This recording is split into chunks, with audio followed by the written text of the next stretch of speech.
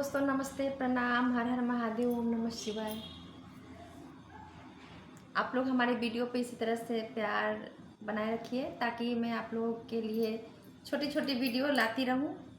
अभी जो मैं वीडियो बना रही हूँ या यूँ कहो कि कहानी बना रही है, दो अनाथ बहनों की कहानी है। आप लोग ध्यान से सुनना और आप बताना कि इससे क्या सीख मिलती है। तो चलो इस कहानी को शुरू करते हैं। दो अनाथ बहनों की कहानी है।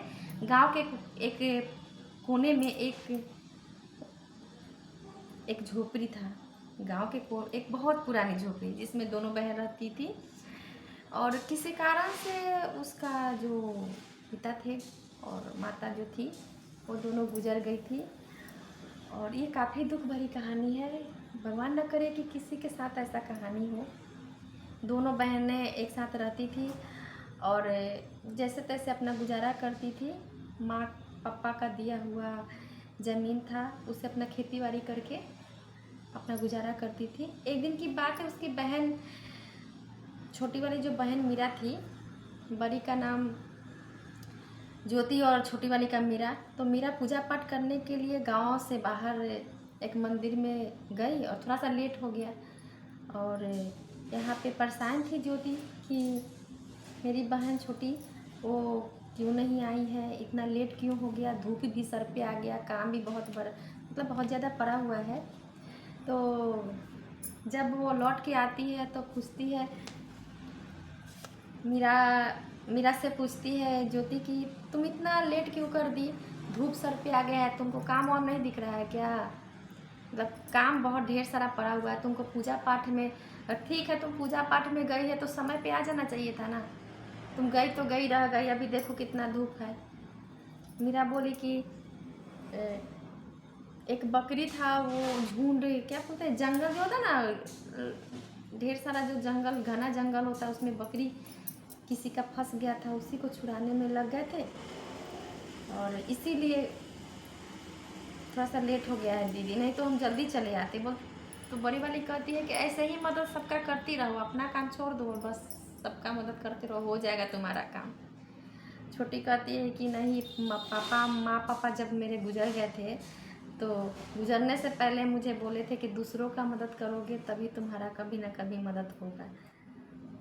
बड़ी वाली कहती है कि अरे छोड़ो ना, आज के ज़माने में कौन किसका मदद करता है, अपना तो कुछ हो ही नहीं रहा है, तुम चली दूसरे को मदद करने, चलो ढेर सारा काम पड़ा हुआ है, काम कर लो। जब रात होती है तो दोनों बहन जब एक साथ जब सोती है एक बिछावन पे, तो कहती है बड़ी बहन और छोटी बहन कि रात बहुत ज़्यादा अंधेरा है, मतलब तन्हाई लग रही है, कैसे हम लोग का ज़िंदगी कटेगा, पापा तो चले गए, मम्मी भी नहीं रही, मतलब माँ पापा दोनों तो गुजर गए, दोनों नहीं है, कितना अकेला, कितना सुनापन लग रहा है दी। ऊपर से खर्च, घर का खर्च, छोटा सा मतलब थोड़ा सा ज़मीन है, उसमें खेती बाड़ी करके हम लोग दोनों बहन कैसे गुजर बसर करेंगे, हमको समझ में नहीं आ रहा है। और दोनों की आंखें काफ़ी नम थी।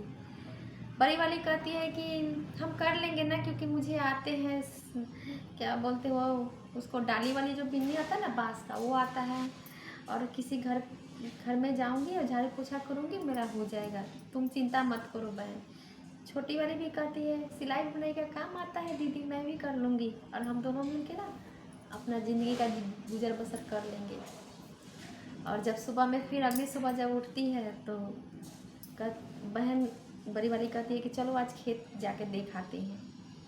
तो खेत देखने गई तो बोली कि क्यों नहीं इसमें सब्जी का खेती कर देते हैं कि हम लोग का अच्छा से गुजर बसर होगा, सब्जी भी खाएंगे और इसको थोड़ा सा बेचेंगे तो थोड़ा सा कुछ पैसे वैसे आ जाएंगे, तो हम लोग का घर का खर्च तो निकल जाएगा ना, और मन भी लगेगा, बाहर टहल लेंगे खेत में। तो दोनों हाँ में हाँ भरती है और खेत का जो होता है ना,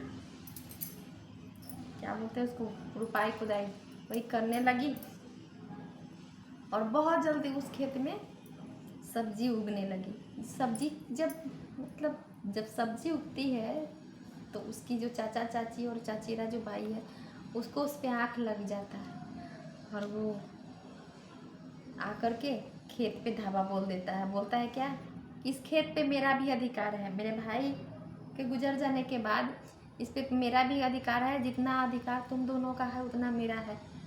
छोटी वाली और बड़ी वाली दोनों बहन बोलती है कि अरे ये कैसे, पापा तो कभी बोले नहीं मैं कि ये इस पे चाचा चाची और चचेरा मतलब तुम्हारा भी भाई का अधिकार है, ये कैसे हो सकता है, ये खेत तो मेरा है। और जब हम इस पे उपज कर रहे हैं तो आप दोनों आ गए धापा बोलने कि हम अपना खेत कभी नहीं देंगे। तो इसी पे झुंझला के वो भाई चला जाता है और चाचा चाची भी चली जाती है और जा कर के सरपंच से मिलता है और बोलता है कि जो भाई का खेत है उस पे मेरा भी अधिकार है और ये दोनों बहन को पता नहीं था, लेकिन हम लोग का भी उस खेत पे अधिकार है। और सरपंच साहब बोलते हैं कि ठीक है, तुम्हारा जब अधिकार है तो तुम जाओ अपना, अगर सही में कागज़ है तुम्हारे पास सही में तो तुम जाओ अपना सबूत लेके आओ, हम क्या करेंगे कि ये खेत तुमको दिलवा देंगे। अगले दिन दोनों बहन जाती है सरपंच के साथ और सरपंच के पास जाती है और कहती है कि सरपंच साहब देखिए, हमारे ये खेत पे हमारे चाचा चाची और मेरी बहन दोनों मतलब सॉरी मेरा वो चचेरा भाई आकर आए हुए हैं और बोल रहा है कि नहीं इस खेत पे हमारा भी अधिकार है, लेकिन ऐसा नहीं है, ये खेत मेरा है। मेरे माँ पापा कह के गए थे कि ये तुम्हारा खेत है और तुम दोनों बहनों का अधिकार है इस पे, कभी वो नहीं बोले थे। अगर है सरपंच साहब तो ठीक है कोई बात नहीं है तो अपना कागज़ लाए दिखाए तो मैं दूध दे दूँगी।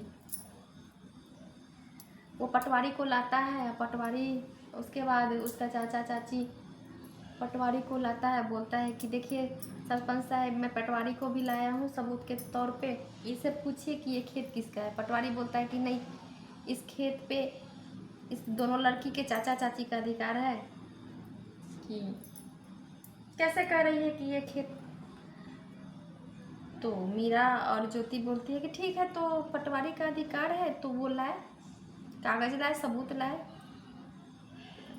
अगर चाचा चाची का अधिकार है तो पटवारी को जो लेके आए हैं, बुला के लाए हैं, तो इससे हम नहीं मानेंगे आप, क्योंकि इसको घूस देकर भी, रिश्वत देकर भी इसको मनवा लिए होंगे। इस बात को मैं स्वीकार नहीं करती हूँ, आप जाइए कागज़ लेके आइए। वो झुंझलाते हुए मन से उसके चाचा चाची और रुष्ट मन से वो निकल जाते हैं। मन ही मन एकदम उदास था उस दिन। उसके 2 दिन के बाद क्या होता है कि उस चाचा चाची एक बिजनेस किए हुए थे और क्या बोलते हैं कि वो बिजनेस में उसको काफ़ी हानि हुआ और मन ही मन वो कहने लगा कि शायद हमें बिजनेस में इतना हानि होने का एक ही कारण है कि हमने अपने दोनों भतीजी को बहुत दुख दिए, इसीलिए शायद हमारे बिजनेस में इतना लॉस गया है, इतना घाटा गया है। क्योंकि वो एक चावल मिल खोले हुए था और रात को कैसे न कैसे करके उसके चावल मिल जल गए और गांव वालों ने जैसे तैसे करके उसको बुझाने के बाद जिसके साथ वो बिजनेस उसका चाचा चाची किया था उस पर भी धावा बोल दिया कि बिजनेस में घाटा लग गया, तुम्हारे साथ किए, तुम मुझे पैसा दो, तुमने मुझसे पैसा लेके बिजनेस खड़ा किया था, अब मुझे पैसा दो, ऐसे। तो अंत में जाके उसका चाचा चाची ज़मीन भी बाज गया, अपना ज़मीन खुद का बाज गया और काफ़ी दुखी मन से उसको चाचा चाची को पछतावा भी हुआ कि शायद मीरा और ज्योति को हमने ऐसा किया, इसीलिए मुझे आज दुख भोगना पड़ रहा है। अगर मैं ऐसा नहीं करता, आज दोनों बहनों को मैं नहीं सताता, तो शायद मुझे इतना बुरा दुख, इतना मतलब बुरा दिन देखने को मुझे नहीं मिलता। और वो काफ़ी मुझे मन से वो अपने भतीजी के पास तीनों जाता है और बोलता है कि बेटी मुझे माफ़ कर दो, मुझे अपने कर्मों का पछतावा है, तुम दोनों को इतना सताए हैं, इसीलिए भगवान ने मेरी चावल का जो मिल है, राइस मिल है, आज जल गया और ढेर सारा मुझे उस पर घाटे हुए। उसकी बहन कहती है कि जो हुआ से हुआ चाचा, लेकिन आप दुखी मत होइए, मेरा ज़मीन है मेरे पास, उस पे आप लोग खेती कीजिए और खेती का जो उपज है आप भी रखिए, आप भी खाइए पीजिए और हम भी खाएंगे पिएंगे और साथ मिल के रहेंगे, क्योंकि मेरे पापा मम्मी तो गुजर गए हैं। आप ही लोग हमारे माता पिता हैं, लेकिन आप लोग मुझे समझते ही नहीं थे कि हम दोनों आपके अपने हैं। आप तो दोनों मतलब हम दोनों सिर्फ लालच में आप लोग हम दोनों को भतीजी मानते थे, लेकिन चलो कोई बात नहीं, जो बीत गया सो बात गई। लेकिन आप लोग मुझे दिल से अपनाइए, हम भी आप लोग को दिल से अपना रही हूँ। और काफ़ी पछतावा हुआ दोनों को कि चाचा और चाची को कि ऐसा नहीं करना चाहिए। तो कहते नहीं है कि बुरे कर्मों का फल बुरा ही होता है, कर भला तो हो भला और कर बुरा तो हो बुरा। इसीलिए कहते हैं कि कभी भी जीवन में किसी के साथ बुरा नहीं करना चाहिए, क्योंकि इसी जन्म में बुरा और भला का जो परिणाम है ना, इसी जन्म में सब मिल जाता है। तो इसी के साथ हमारी कहानी एंड हुई।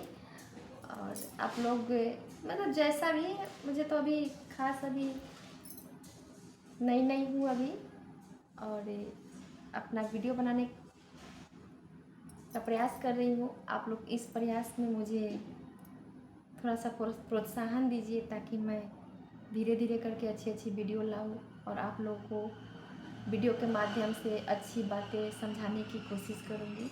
तो प्लीज़ इस कहानी को अनइंस्टॉल मत करना, थोड़ा सा देखना आप लोग और मुझे सपोर्ट करना। तब तक के लिए बाय बाय।